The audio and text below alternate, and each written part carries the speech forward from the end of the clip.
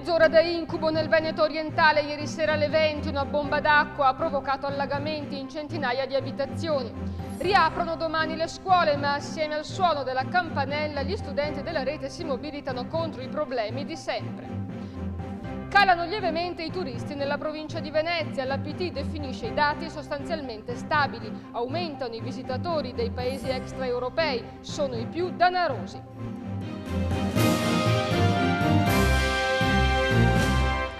Buonasera dalla redazione del TG di Televenezia. In apertura la bomba d'acqua che ieri sera ha flagellato il Veneto orientale e la zona di Latisana. Sono finite sott'acqua verso le 20 subito dopo l'acquazzone, particolarmente le zone di San Donà di Piave, Musile, Torre di Mosto e Concordia Sagittaria. Decine le richieste di soccorso. I vigili del fuoco sono stati impegnati in una cinquantina di interventi per liberare strade e garage invase dall'acqua piovana, che è caduta con grande abbondanza nel giro di un'ora. La situazione più critica si è verificata a Calvecchia, in periferia di San Donà, dove il supermercato Ipercoop è stato fatto evacuare verso le 20:30 a causa delle forti infiltrazioni d'acqua. Si è trattato di una perturbazione in discesa dal nord Europa, colma di aria fresca, che ha raggiunto anche il Veneto e che determinerà un peggioramento. Entro giovedì si estenderà a tutte le regioni. Non si può ancora parlare di un vero e proprio peggioramento di stampo autunnale con fenomeni diffusi e ben organizzati, avvisa Daniele Berlusconi di trebimeteo.com, ma piuttosto di un affondo fresco tardo estivo, con prevalenza di fenomeni di instabilità come acquazzoni e temporali, ancora esaltate dal riscaldamento notturno. Dunque questa perturbazione lascerà in eredità temperature più frizzanti. Per la prima volta però l'aria fresca atlantica riuscirà a spingersi verso il Mediterraneo. E cambiamo argomento, parliamo della CTV. Ieri abbiamo parlato dei tagli nella provincia e a Mestre e anche a Venezia diffusi nelle corse, e oggi invece parliamo di un cambiamento, di una rivoluzione lungo il Canal Grande. Battelli più lenti e meno corse sono le misure per la sicurezza lungo il Canal Grande decise dal Comune di Venezia e annunciate ieri nel tardo pomeriggio, e però è un piano che non piace ai veneziani. I più se l'aspettavano, ma in molti sostengono che sarebbe bastato far rispettare le regole a tutte le categorie anziché intaccare i servizi alla città. Proprio la scorsa settimana si sono rischiate 2 collisioni tra natanti nel bacino di San Marco e i pendolari non navigano più tranquillamente, e per molti ridurre le corse delle linee 1 e 2 sottraendo tempo che si muove a Venezia non è però una soluzione. I veneziani insorgono dopo l'annuncio che i vaporetti lungo il Canal Grande andranno più lenti. La scure che si è abbattuta sul servizio dopo la morte del turista tedesco, il professor Vogel, per garantire sicurezza ai natanti, non piace alla città, che dal 4 novembre, per raggiungere Rialto da Piazzale Roma, dovrà impiegare ben 27 minuti. L'unico taglio che è stato apprezzato riguarda il battello dell'arte, che i cittadini chiedevano inascoltati da quando è stato istituito e che scomparirà per sempre a partire dal 20 ottobre. Il servizio era inattivo, ma l'assessore alla mobilità Ugo Bergamo ha deciso di eliminare almeno una linea lungo il trafficatissimo Canal Grande. Inoltre saranno ridotte le corse dei battelli 1 e 2 per effetto della riduzione della velocità.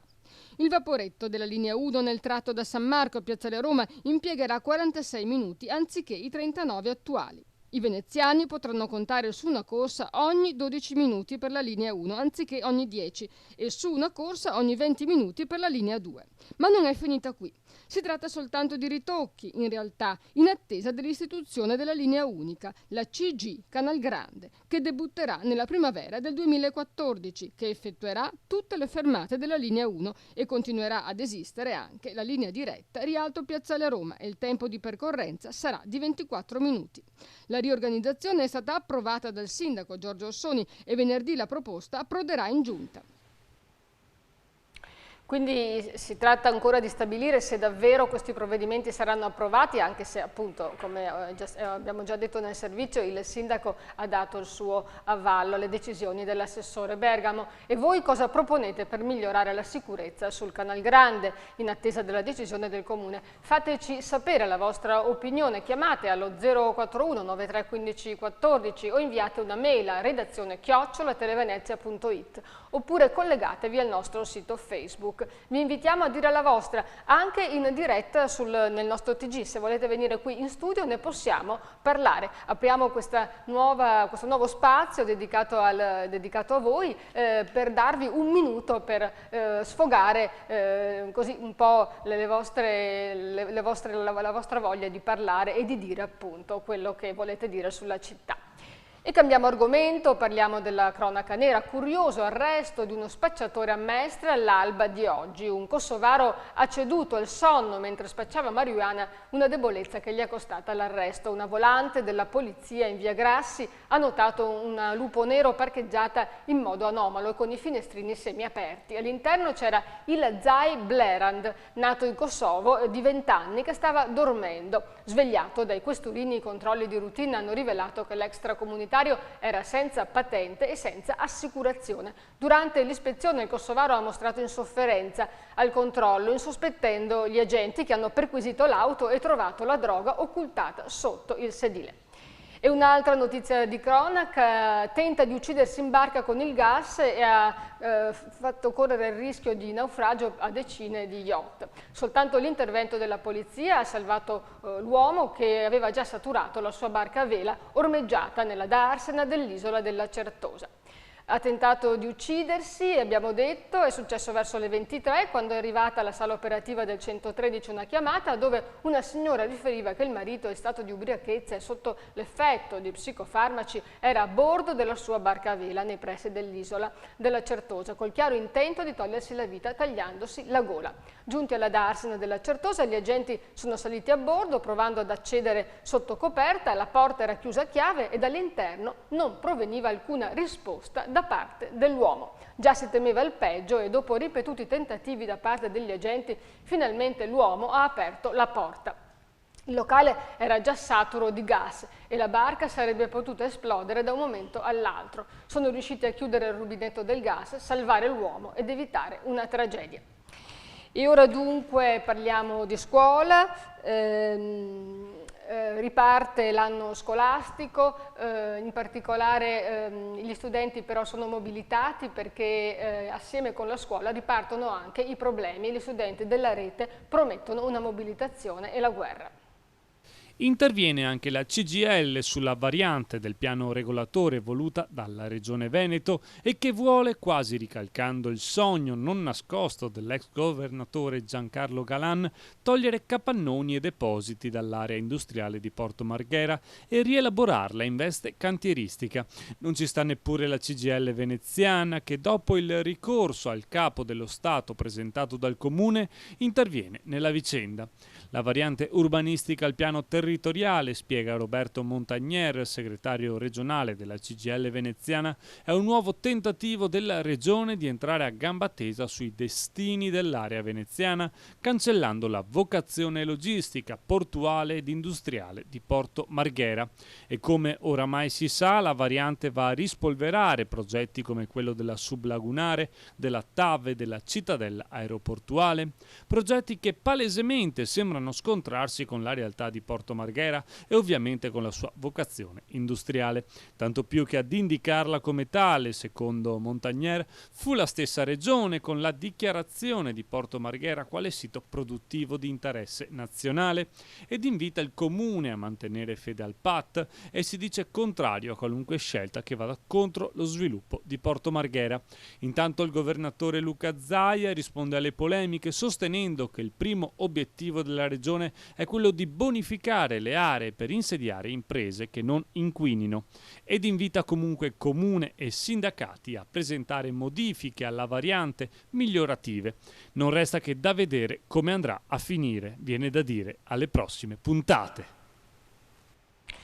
E dunque, sì, abbiamo sbagliato, avete visto, il servizio doveva andare in onda dopo, e questo riguardava appunto la vicenda che stiamo seguendo della variante della regione sul PTRC del comune. C'è un braccio di ferro, il comune si è rinalberato proprio per questa variante che modifica completamente le decisioni prese dal comune sullo sviluppo della città con il piano territoriale, e si è aggiunto al comune anche la CGIL. Questo era il servizio appunto dedicato alla posizione presa dalla CGIL, e continueremo a parlare di questo argomento anche nelle prossime edizioni. E intanto vediamo allora il servizio sulla scuola con dati, cifre su quanti saranno i ragazzi che andranno a scuola, e subito dopo ci sarà invece il servizio sulla mobilitazione della rete. Suonerà domani la prima campanella dell'anno scolastico 2013-2014 e c'è già aria di allarme. Il sovraffollamento delle classi infatti ha già portato alla creazione di 41 nuove classi, essendoci 780 nuovi studenti, facendo però, secondo SNALS e CGIL FLC, i conti con i tagli agli insegnanti. Qualche numero della crisi: sono 90.351 gli studenti di quest'anno scolastico, aumentati, come abbiamo detto, di 780 unità.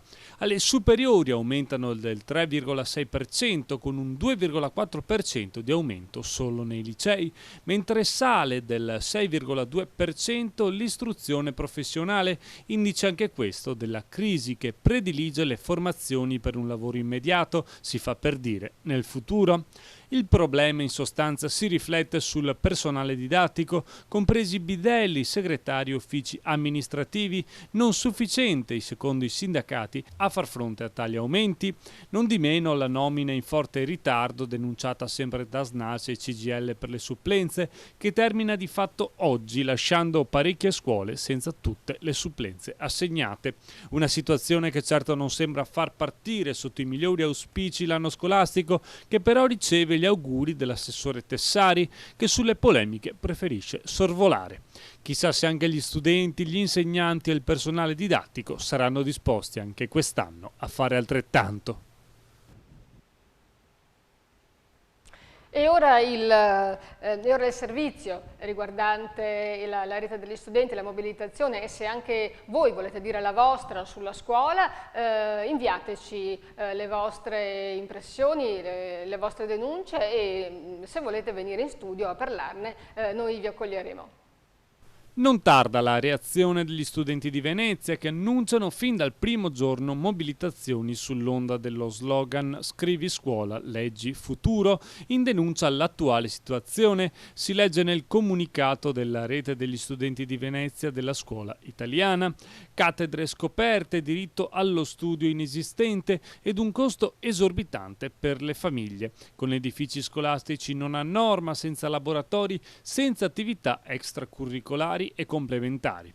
Si preannuncia dunque ancora un autunno caldo per le proteste che arrivano dagli stessi studenti, che già l'11 ottobre annunciano saranno a manifestare in tutta Italia. Se anche tu sei uno di loro e vuoi farci presente il problema che c'è nella tua scuola, ti invitiamo a scrivere alla nostra email redazione@televenezia.it oppure a contattarci sulla nostra pagina Facebook. E parliamo di Miss Italia, la tanto contestata manifestazione che ha indotto la RAI a non occuparsene più, e invece c'è un lieto fine per questa manifestazione, perché si terrà a Jesolo ed è stato firmato un contratto con Italia 7 proprio per mandare in onda le immagini e la finale di Miss Italia. Vediamo il servizio.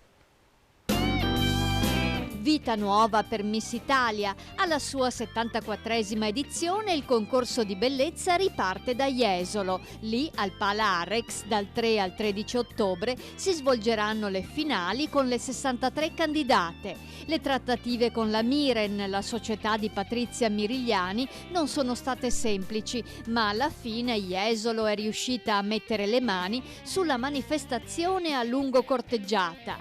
Il sindaco Valerio Zoggia si frega asciuga le mani. L'accordo prevede 4 anni di ospitalità, il primo praticamente a costo zero per il comune. Rinnegata da Mamma Rai, Miss Italia andrà in onda in diretta sulla 7 di Urbano Cairo, intenzionato a dare un tocco un po' più pop all'emittente, alla faccia del direttore del TG La 7 Enrico Mentana, piuttosto critico su questa scelta, proprio lui che una Miss Italia l'ha sposata, Michela Rocco di Torre Padula. In ogni caso la finale del 13 ottobre si preannuncia meno fluviale e farraginosa rispetto al passato. A condurre saranno Claudia Gerini e Sergio Castellitto. E voi che ne pensate di Miss Italia? Ditecelo mandando una mail a redazione@televenezia.it o sulla nostra pagina Facebook. E parliamo di turismo. Gli uffici dell'APT della provincia di Venezia hanno reso noti i dati sul turismo dei primi 7 mesi dell'anno. I turisti giunti in laguna sono stati 4.804.000, in calo rispetto allo stesso periodo del 2012, quando sono stati registrati 4.839.000 visitatori. Si tratta comunque di poche migliaia di presenze in meno, in diminuzione anche le presenze di qualche migliaio di notti. Complessivamente i turisti nel 2013 hanno soggiornato per 19 milioni di notti circa e il 70% erano internazionali. Non c'è quindi un forte sbalzo tra i dati degli ultimi 2 anni e secondo gli operatori turistici i dati rivelano una complessiva stabilità di arrivi e presenze nel territorio provinciale di Venezia. La novità semmai consiste nei paesi di provenienza dei turisti stranieri. La maggior parte apparteneva al nord Europa o ai paesi extraeuropei, nazioni dove sta aumentando la capacità e la propensione alla spesa. Le località veneziane più premiate sono quelle che hanno diversificato l'offerta turistica. E ora uno sguardo all'area metropolitana con notizie brevi dalle province di Venezia, Treviso e Padova. Parleremo di truffe, matrimoni gay e di cuccioli strappati ai traffici internazionali. In coda per adottare i cuccioli salvati dai maltrattamenti. È andata bene ai cagnolini recuperati dalle forze dell'ordine nei pressi del casello di San Donà, mentre stipati in un furgone venivano trasportati dalla Bulgaria alla Spagna. Oltre 1000 persone hanno già chiamato da tutta Italia per adottarli, il via libera dal giudice che segue l'inchiesta.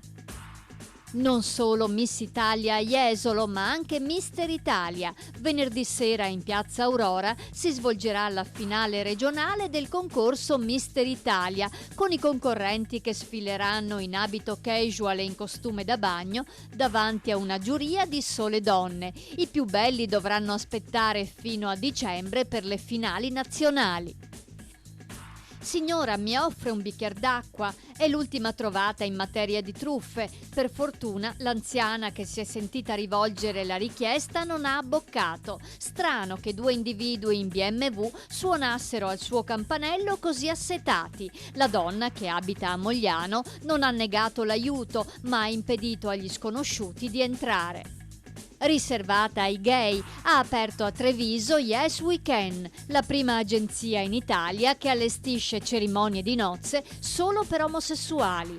Un'equipe di esperti wedding planner è pronta ad organizzare matrimoni da sogno per coppie dello stesso sesso, curando ogni dettaglio dal design della torta all'assistenza notarile, e già fioccano le prenotazioni. Da Camin una proposta shock: spargere vetri rotti lungo le mura dei cimiteri per tener lontani i predoni. L'idea è di un cittadino che l'ha proposta senza successo all'assessore competente, ma è sintomatica del crescente malcontento per le continue razzie di rame, bronzo e acciaio nei cimiteri padovani. Su alcune tombe non è rimasto neppure il nome. Sapevate che Amanda Lear dipinge e che i suoi quadri non sono niente male? Almeno secondo quanto dicono i suoi estimatori, niente meno che Vittorio Sgarbi e Achille Bonito Oliva, Filippo Daverio e Giordano Bruno Guerri. Le opere di Amanda Lear sono esposte alla Galleria Civica di Piazza Cavour a Padova fino al 29 settembre. E parliamo di Venice Marathon, manca un poco più di un mese a questa manifestazione seguitissima, vediamo qualche anticipazione. Una nuova sfida accenderà la 28esima Venice Marathon il 27 ottobre prossimo. Alex Zanardi, ormai un veterano di questa maratona, correrà con la giovane Bebe Vio, campionessa di scherma paralimpica e madrina dell'evento sportivo. È stata la stessa Bebe, che abita a Mogliano Veneto, ad invitare Alex in questa nuova avventura, e l'ex pilota di Formula 1, nonché campione di handbike, ha accettato senza esitazioni. Intanto, in attesa di conoscere i dettagli tecnici del percorso, il presidente Piero Rosa Salva ha annunciato i progetti di solidarietà collegati alla manifestazione veneziana. Come ogni anno, 1.000 degli 8.000 pettorali di gara saranno destinati a svariate iniziative benefiche, dalla realizzazione di pozzi per l'acqua potabile in Africa alla lotta contro le malattie genetiche nei bambini in collaborazione con Teleton. E torna il Nordic Walking in laguna, quella passeggiata che consente al corpo di muovere un po' tutti i muscoli. È una pratica, una disciplina molto seguita soprattutto nei paesi del nord Europa, che si sta diffondendo anche nel nostro paese. E questa manifestazione si svolgerà a Venezia il 21 e 22 settembre. Camminare appoggiandosi a dei bastoncini fa bene, meglio che camminare normalmente, perché si impegna anche la parte superiore del corpo e si consumano più calorie. Si chiama Nordic Walking e sta conquistando sempre più seguaci. Tra i raduni più gettonati da chi pratica questa disciplina, nata in Finlandia negli anni 30, c'è il Nordic Walking Venice, una manifestazione di enorme appeal per il fatto di svolgersi appunto a Venezia, tra calli, ponti e campielli. La terza edizione, che è stata presentata all'Hotel Londra Palace, prevede un Open Day sabato 21 settembre al Parco di San Giuliano, con lezioni gratuite ed escursioni in luoghi di interesse storico-naturalistico come Forte Bazzera e Forte Marghera. La mattina di domenica 22 settembre si svolgerà invece la marcia non competitiva, partenza alle 9 dalla stazione Santa Lucia di Venezia, arrivo all'ora di pranzo ai giardini di Sant'Elena. Parteciperanno non meno di 1.000 atleti. Quest'anno contiamo di una buona affluenza dall'estero, in quanto abbiamo concentrato e accentrato la nostra promozione in paesi adiacenti all'Italia, che sono l'Austria, la Germania, la Francia e la Spagna. Estero che lo scorso anno non ha avuto una gran risonanza, ma noi crediamo che questo sia il nostro futuro. E a seconda della propria preparazione, i partecipanti potranno scegliere fra due diversi percorsi, uno di 10 e uno di 16 km, concepiti entrambi per evitare i luoghi più turistici e scoprire le bellezze nascoste della città storica.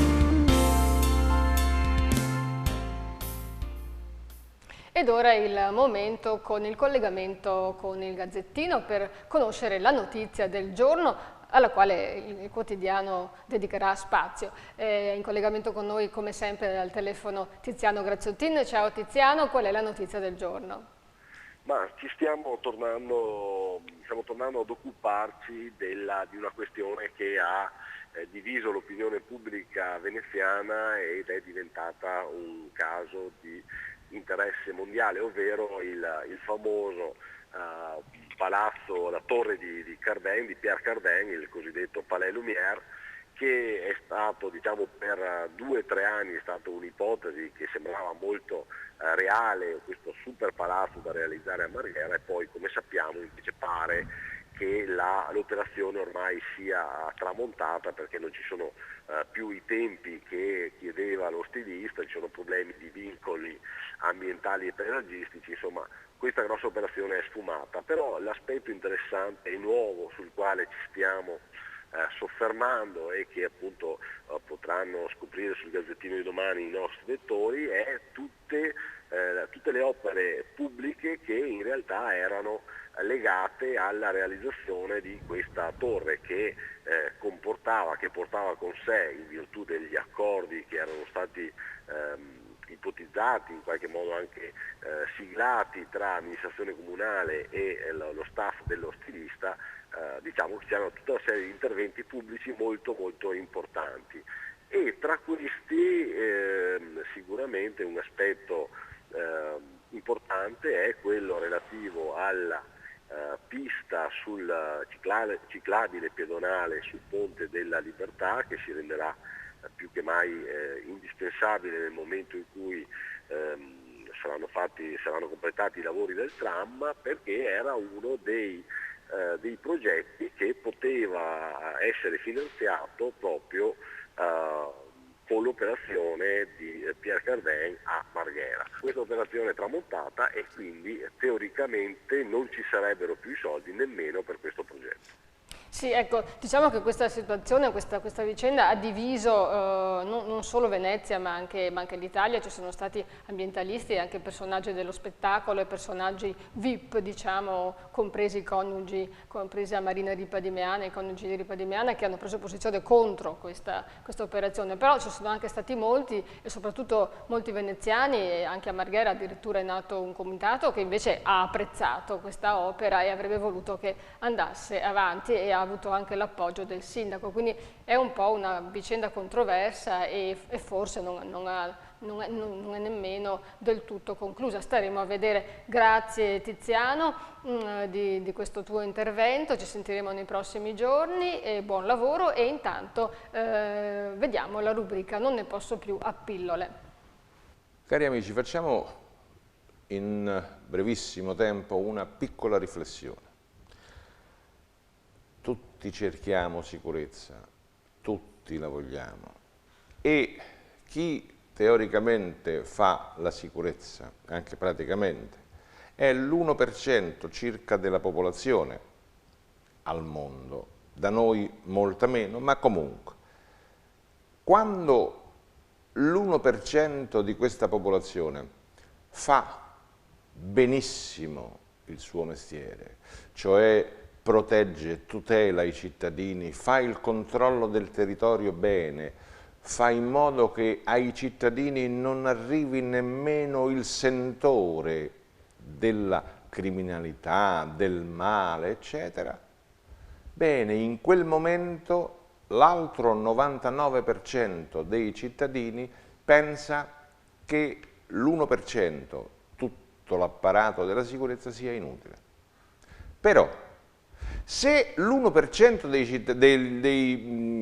di questa popolazione, cioè di quelli che fanno la sicurezza, la fa male, la fa malissimo, fa in modo che il controllo del territorio ce lo abbia qualcun altro, fa in modo che ci siano, o lascia fare, che ci siano omicidi, stupri, femminicidi, il traffico stradale diventa sempre peggiore e provoca tanti morti, gli omicidi sulle strade si susseguono, eccetera, eccetera, allora quel 99% ne vuole di più di forze di polizia, si rende conto che qualcosa non va e paradossalmente vuole ancora forze di polizia.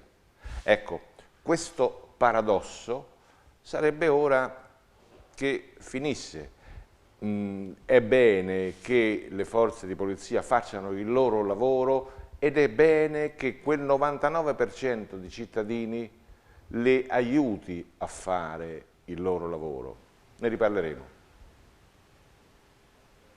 Se anche voi avete qualcosa di cui non ne potete più, venite a Televenezia, vi offriamo questo spazio, questa è una pillola, un minuto di trasmissione per dire quello che avete voglia di dire. E passiamo ora alle previsioni del tempo.